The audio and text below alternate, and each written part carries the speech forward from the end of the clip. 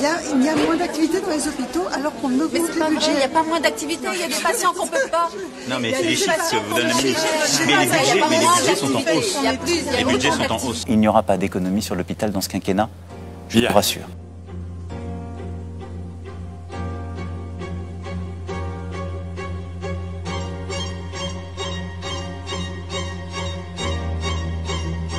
Le président de la Fédération hospitalière de France le dit, le ministère n'a pas pris la mesure.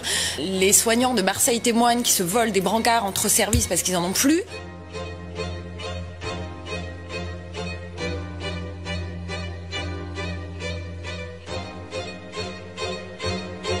Le risque d'importation de cas depuis Wuhan est modéré. Il est maintenant pratiquement nul et les risques de propagation du virus dans la population sont très faibles. Aujourd'hui en France, on ne doit pas avoir peur, en tout cas pas de ce nouveau coronavirus. Nous avons des dizaines de millions de masques en stock.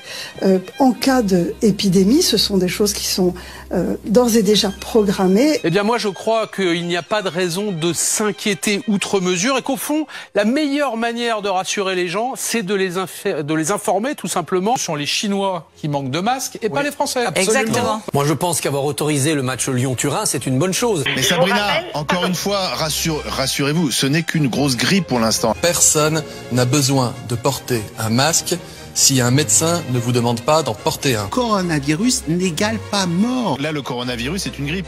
En réalité, il n'y aura plus vraiment de mesures de confinement, il n'y aura pas forcément d'écoles fermées, il n'y aura pas forcément de trains fermés. On ne va pas fermer toutes les écoles de France, comme quand il y a une épidémie de grippe en France, on ne ferme pas toutes les écoles de France.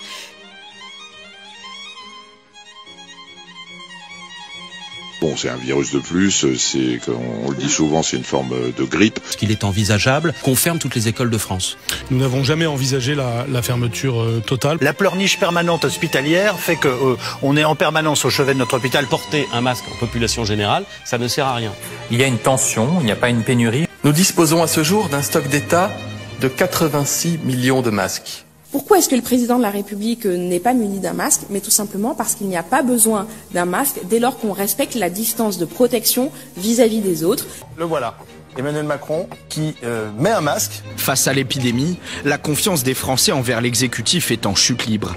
Dans l'EHPAD, il n'y a aucune protection, il n'y a pas de masque. Là, on m'a donné des sacs poubelles que j'ai demandé pour aller faire les visites. J'ai mis des sacs poubelles de salle de bain en chaussures et puis les charlottes de cuisine que l'école de ma fille m'a gentiment donné et du coup je fais la visite équipée comme ça. Je tiens à le dire à tous nos ministres, taisez-vous, vous êtes responsables de la casse du système public français, vous êtes tous responsables parce que c'est vous qui aviez les commandes, c'est vous qui aviez la bourse, vous avez du sang sur les mains, messieurs, dames, les ministres, alors taisez-vous, on ne veut plus vous entendre parce que ça devient insupportable de vous entendre.